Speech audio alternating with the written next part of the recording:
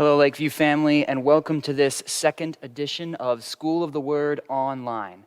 We're going to be continuing in our series on waiting well, that is, looking at what the Bible teaches us about waiting. Last week, we looked at Mark 13, which Jesus directed us there to see trials and tribulations as leading to his definite return. And this week, we're going to be considering another passage that teaches us about wading through the difficulties of this world.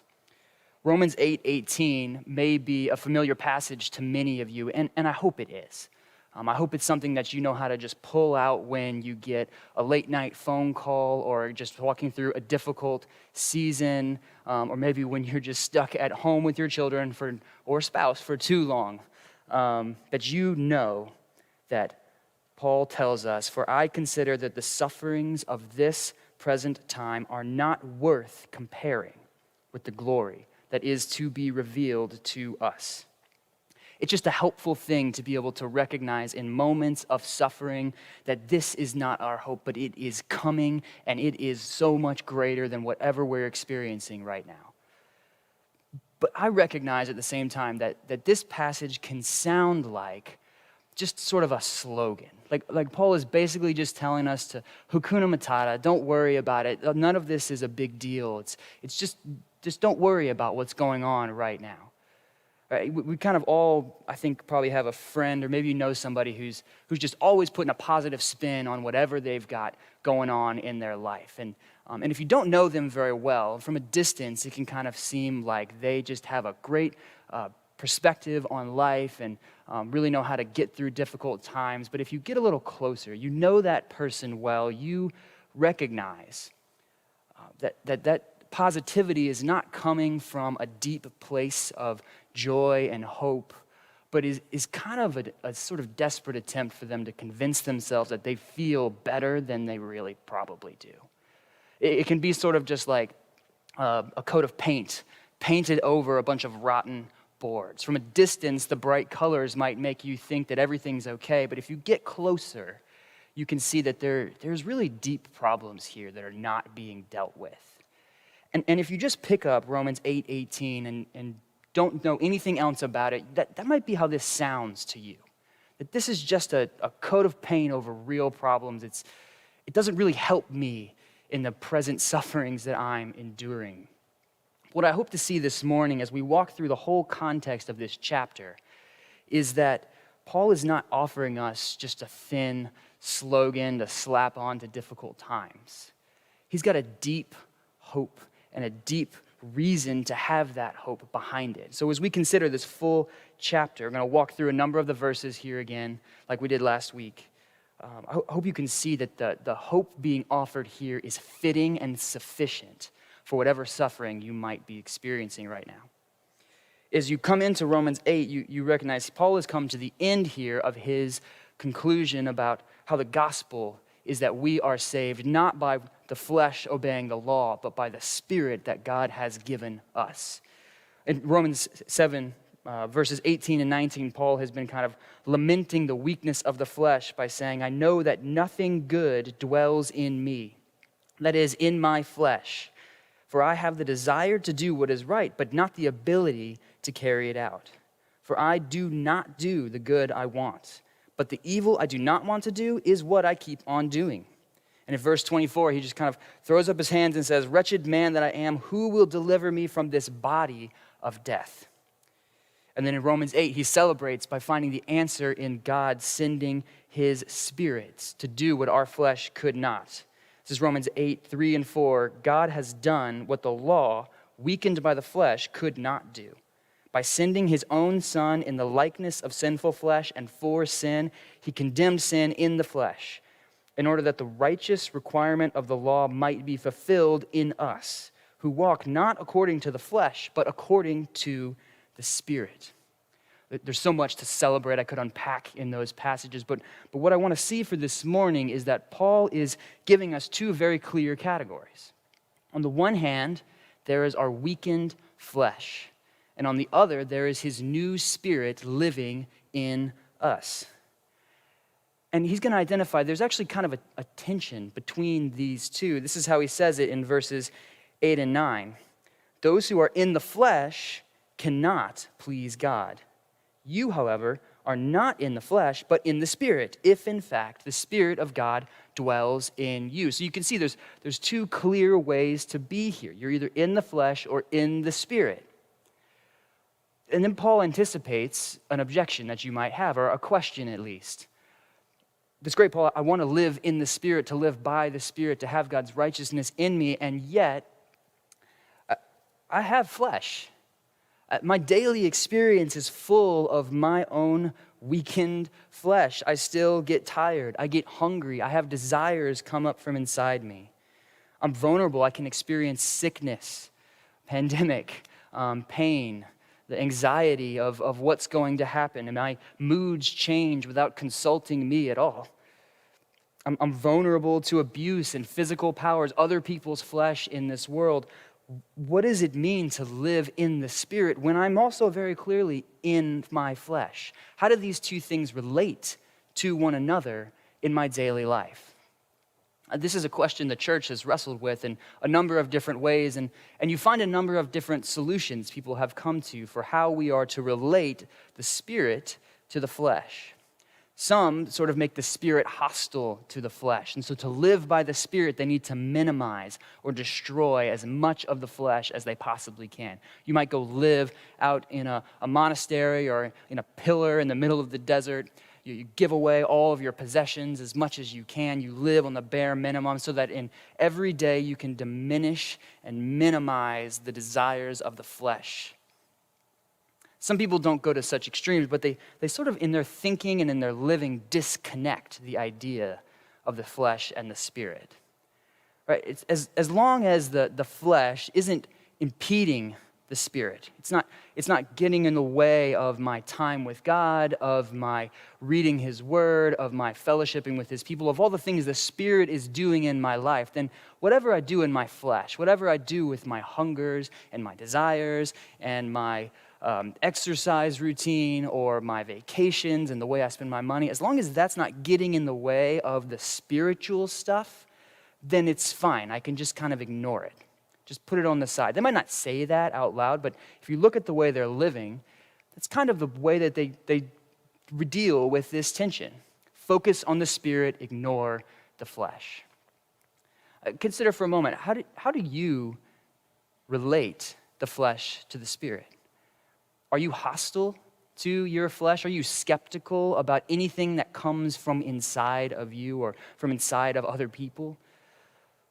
Or do you disconnect these ideas? And you've kind of got a category for the spiritual and then a category for the everything else. And they're really, in your practical life, just two different things. I ask that question because I think it's going to matter when you come to read Romans 8:18. How you see your daily experience of the flesh and the Spirit is going to affect the way you see your present suffering and your future hope of glory. Right? If you think these things are disconnected or hostile to one another, then the way you think about your experience in the flesh of the present sufferings may seem disconnected from the hope that the Spirit is going to work one day in you in eternal glory. So how does Paul resolve this question? I said he's going to anticipate it, and what does he say about how the flesh and the Spirit relate? Well, he's going to find his pattern in the person of Christ. Let's continue in verse 10. He says, "But if Christ is in you, although your body is dead because of sin, the Spirit is life because of righteousness. If the Spirit of Him who raised Jesus from the dead dwells in you, He who raised Christ Jesus from the dead will also give life to your mortal bodies through His Spirit who dwells in you." In verse 13, "For if you live according to the flesh, you will die. But if by the Spirit you put to death the deeds of the body, you will live." Paul sees that the pattern of how the Spirit relates to the flesh was set by Jesus, who came not only in His incarnation to be in flesh. The God who was pure Spirit took on a mortal, physical, fleshly body.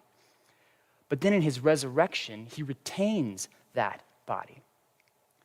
He isn't just raised as a spirit, but he's raised with a body that can eat, that walks, that can be touched. And he's going to retain that body for eternity. What Paul recognizes is the spirit and the flesh, though they are opposed in the present experience, right? He says elsewhere in Galatians 5:17, for the desires of the flesh are against the spirit, and the desires of the spirit are against the flesh, for these are opposed to each other. Right? It's true that they are opposing, they want different things. You can only be led by the flesh or by the spirit.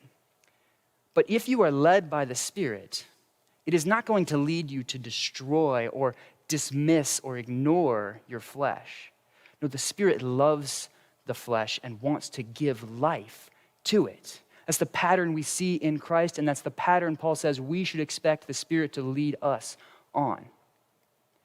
And the way that it does it, the way the Spirit leads the flesh to glory is by suffering.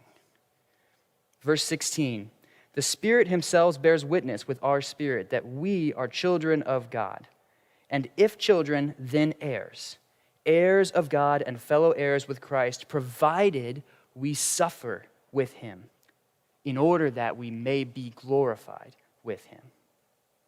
How does the Spirit remake? How does it give new life to the body and glorify it? The same way it did for Christ, through suffering and through death. And this is the lead-in to Romans 8:18. See this connection here. So, provided we suffer with him in order that we may also be glorified with him. For I consider that the sufferings of this present time are not worth comparing with the glory that is to be revealed to us. You see, this is not a slogan that's just saying, don't worry about the suffering. It has nothing to do with what's coming. Paul's not like a parent telling a child who's upset that his socks don't match on the way to a pool party, just don't worry about your socks. Who cares about that? We're going to a pool party. You're not even going to wear socks. None of this stuff matters. Just let's get going to where we're going to go. Paul sounds a lot more like a coach who's talking to his team about the difficulties of the workouts they're doing now that's going to lead to winning the tournament next week. He's saying this suffering, this difficulty is worth it because it is what leads us to future glory. These are not disconnected. Suffering is the means by which the Spirit brings about glory. And one of the things I think that helps us see is that our suffering today isn't trivial. We don't have to ignore it or pretend it doesn't matter. I think Paul is very aware of the difficulty of the present suffering he's talking about. And if you keep reading, you see the way he describes it, gives weight to it. He describes it as something that we are groaning through. Verse 19, for the creation waits with eager longing for the revealing of the sons of God. For the creation, a whole world, was subject to futility, not willingly, but because of him who subjected it, in hope that the creation itself will be set free from the bondage to corruption and obtain the freedom of the glory of the children of God. For we know that the whole creation has been groaning together in the pains of childbirth until now. Another reference that now the whole creation is groaning like it's in childbirth. We mentioned last week that birth pains are really painful. We don't have to pretend that they are not. The picture I get of what Paul is painting here is the world groaning, and I think of Fangorn Forest in Lord of the Rings.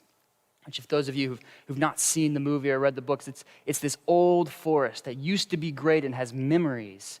It's almost alive with the memories of what it once was, but it's been diminished and abused, and it carries the memories of that pain so that it's now become this grand but dark and dangerous place. It's described as the branches of the trees sigh and sway and groan when there's no wind. And our world can feel like that in places. Not at every moment, but if you look for it, you're going to find there is groanings in this world, longing for the remaking and the revealing of what's coming. Andrew Peterson has a song where he reflects on this called Come Back Soon. Let me read you some of these lyrics. He says, I sit on the bench at the bend in the trail, and I can feel in the fall the final exhale. The trees of the field all wring their hands, and the leaves go by like a funeral band. I say, come back soon. If nature is red in tooth and in claw, then it seems to me that she's an outlaw, because every death is a question mark at the end of the book of a beating heart. I say, come back soon. Our world groans, and though we try to hide it with well-manicured lawns and well-trimmed trees, if you look closely, you will see that on the nicest garden or the most well-kept boulevard, the trees are twisted with memories of storms. There's weeds growing up in the flower beds. If you could see inside, you'd find that there are termites eating out the hearts of a number of those trees. This world is not the way that it wants to be, that it's going to be, and it's groaning as we wait for that. We hear this groaning in every mother's wail for a stillborn child, in every orphan hungering for what they've lost, in every ugly divorce, every broken relationship, every word that still cuts in your memory decades later. We are groaning. This whole creation is groaning to be made new. And not only the creation, but Paul recognizes we groan too. Verse 23, he says, and not only the creation, but we ourselves who have the first fruits of the Spirit groan inwardly as we wait eagerly for the adoption as sons, the redemption of our bodies. Too often, our smiles are like paint over rot. Our yards and our lives are full of weeds and termites. We have relationships with deep problems under the surface. If you looked at your calendar, you could see scheduled there conflict, disruption, frustration built into every week. You have histories. We have histories that have hollowed us out like termites and left holes in our hearts. We have a great promise of glory, but we do not always see it. Paul says in verse 24, for in this hope we were saved. Now hope is not seen, for who hopes for what he sees? But if we hope for what we do not see, we wait for it with patience. We're promised glory, but we're waiting and we do not see it. How do we wait? How do we wait with patience in the midst of groaning? This is what Paul gives us hope here. He says, we do not wait alone. Verse 26, likewise, the Spirit helps us in our weakness. For we do not know what to pray for as we ought, but the Spirit himself intercedes for us with groanings too deep for words. And he who searches hearts knows what is the mind of the Spirit, because the Spirit intercedes for the saints according to the will of God. Just as our present suffering is connected to our future hope of glory, so God reminds us he is connected to us in our present suffering. We don't wait alone through sorrows, even when we don't know how to pray. Do you have sufferings which you just don't know what to ask the Lord for anymore? Maybe situations coming out of this COVID-19 situation. Honestly, I would guess probably not. Probably the ones you've been waiting on the longest have a history much longer than that. Situations in your lives where you can't even imagine what God could do to fix it now. You've been waiting and praying, and it just seems hopeless. Or people in your life who you don't know what to ask God to do for them any more than just simply, God, help them. I don't know what else you could do. I have those places. I have situations I think of in quiet moments or when a song comes on with certain lyrics that just stir up memories that bring tears unbidden to my eyes. And I can't say what will happen. I don't know. it feels like waiting and groaning. And in those moments, it is helpful for me to remember that God groans with me in his Spirit. When I don't know what to say, he is the one going before the Lord with my groanings and praying for me, for that situation. And because of this, Paul can conclude that our hope in the midst of suffering is genuine and that our suffering is not meaningless. Verse 28, Paul says, "And we know that for those who love God, all things work together for good for those who are called according to his purpose." Having considered the weight of the world's groaning, Paul dares to hope that everything we see in this world is leading toward our good. I know that can seem like a slogan too, just something to patch on your bumper sticker and say, it's all going to work out. Everything happens for a reason. But do you see that Paul is not just throwing this around lightly? He has justified the weight of this hope. He says this as a coach, reminding us to look towards the prize that all of this is leading for, and reminding us that we have a Father who is present with us in every moment along the way. My hope for you is that as you pull out these verses, Romans 8:18, 8:28, that whatever suffering you're wading through, you wouldn't feel like you just have to slap a smile on it and pretend that everything is okay. But that you would recognize we can endure through groanings with hope. As we walk and bring those groanings to the Spirit, and as we remember that our present suffering is never meaningless, it's never wasted. It is accomplishing all that God intends to bring about future glory and our good.